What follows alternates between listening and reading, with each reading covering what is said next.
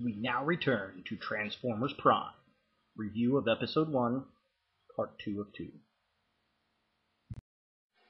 Alright, Ultra Maximus here. I'm back here in Part 2, getting a closer look at the Autobots here. We have Cliffjumper, Optimus Prime, Ratchet, and RC. And again, I love the Cliffjumper design. I like how he turns into kind of a muscle car, kind of like a Texas Longhorn steered. Looks like something Boss Hogg would drive, except red. So very cool robot design. I'm looking forward to toy designs when they put these guys out in toys, because you know it's coming. Why else would they do a cartoon but to sell toys, right? So I think he's going to be a really cool figure to have. Optimus Prime, looking very cool in this shot because he's got these masks on. I don't like him without the mask, and I'm not a fan of that. The rest of the robot design's fine. It's pretty much taken off of the Michael Bay movies. Ratchet, there's a shot of him there. Again, he's very much off the Michael Bay type movies as far as he's very proper sounding. His body design is similar, maybe a little bit more Transformers animated with like the pulse on the doors on his arms there for his ambulance. His head is very much Generation 1 styled, absolutely. So he's kind of a weird mix between a G1, Transformers animated, and I think a little bit of the Michael Bay movies pushed in there. Again, I want to see him be a little bit more, grouchy. I like the doctor with the bad, bedside manner kind of deal. It's the classic Star Trek Bones doctor. So, and with Orky and Kurtzman working on Star Trek, maybe Ratchet's character will start to get a little bit more of that Bones-like flavor into him. So we'll see. RC, again, there's a shot over there. Mostly blue with some purplish pink highlights here and there. Her character, like I said, nothing like the original RC, but she's workable. I like the character. She's a driver of the show. She's got a good personality, and she does care for the human that she gets partnered up with, Jack. She starts to show that, the Decepticon drones go after him, and she's like, oh, scrap, and then she has to go save him, and she wants to be a hard bot about it, but, being the chick bot, she kind of melts a little bit, I think, and she just can't do it. So her big thing is in this first episode, her and Raph are really close, obviously, and then he gets killed. She takes it real personable, and basically she's out for revenge.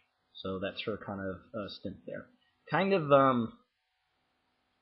reminds me a lot in the G1 series with the original RC and Springer. It's almost kind of maybe a little love connection there. Is that the case? Maybe we'll find more as the series continues in February 2011 here. Just initial impressions. That's what I'm getting out of it. So we'll see what happens. Alright, so here's a close-up of Optimus Primal. Optimus Prime. Like I said, I don't like this. There's no nose. It's just kind of a mouth there, and it's Optimus Primal. That's not Optimus Prime to me. I guess I'm just a classic G1 guy. So, other than that mouth thing going on, Optimus Prime is fine. If he wears the visor, mouthpiece guard more in the show, I'll be a happy camper. And then, here in the corner, we also have Bulkhead. Again, can't say anything bad about Bulkhead. He is pretty much out of the Transformers animated series, and they did a good job with that character. I have absolutely no problem with it. Good stuff.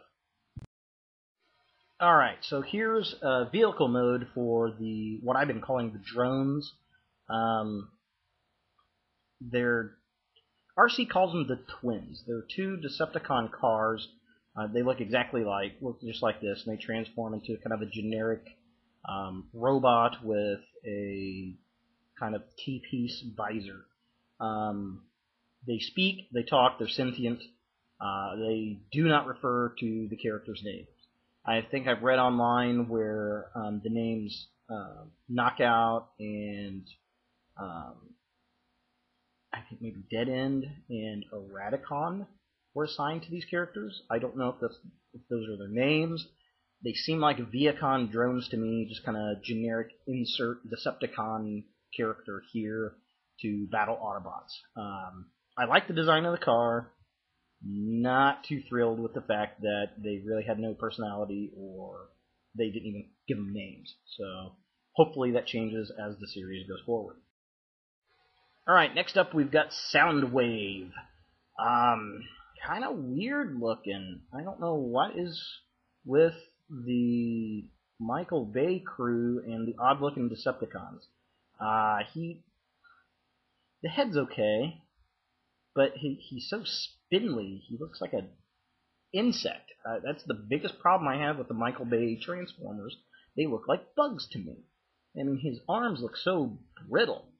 Now, Soundwave will later on transform. We find out he transforms into like a probe type thing. One of the Predator class military probes. The robot drones that fly around. He'll turn into one of those things. Okay, sure.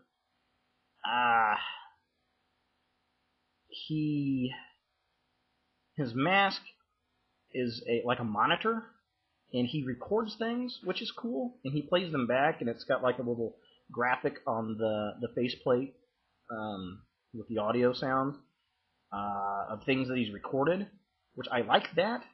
But other than that, he doesn't talk.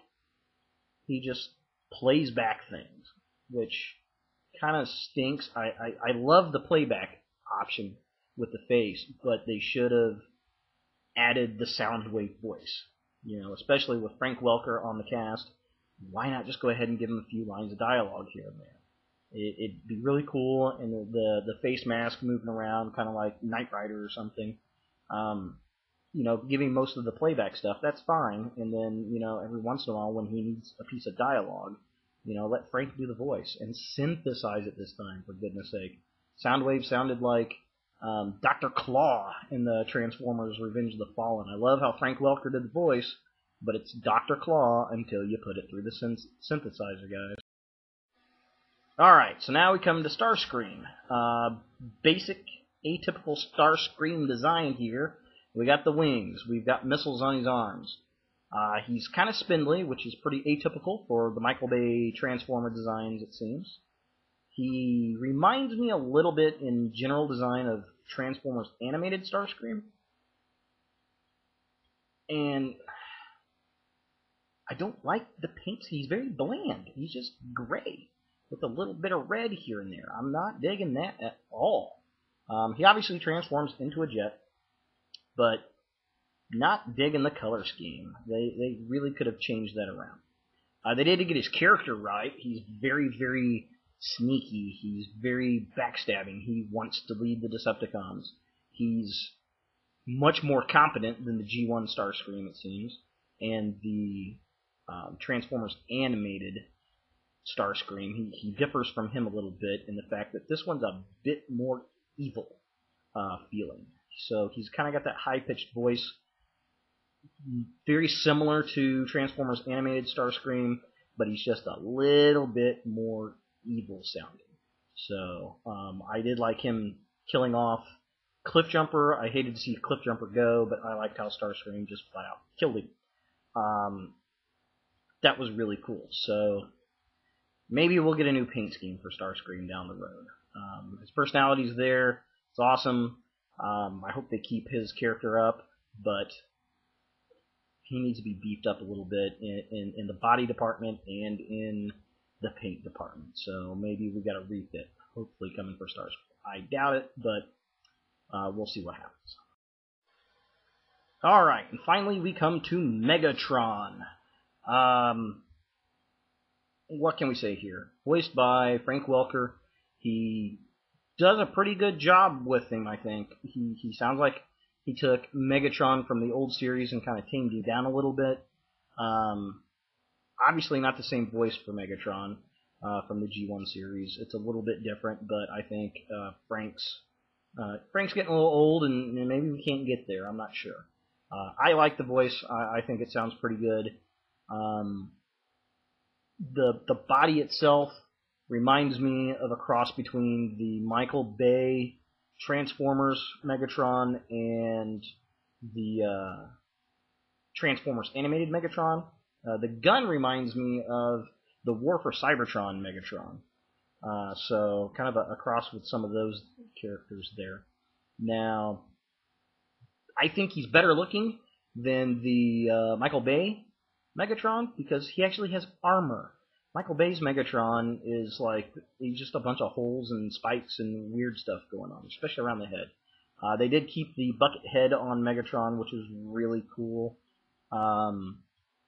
He shows up at the end of the show. He comes out of a transwarp gate, which looks, like I said earlier, just out of Transformers Animated, which is fine. And he flies out. He transforms into a Cybertronian jet, just like he did in the first episode of Transformers Animated and in the Michael Bay movies. So he flies through space, transforms, and he announces that he's returned. So I'm sure he's going to be dominant in the rest of these episodes of Transformers Prime. So we'll see what he does, and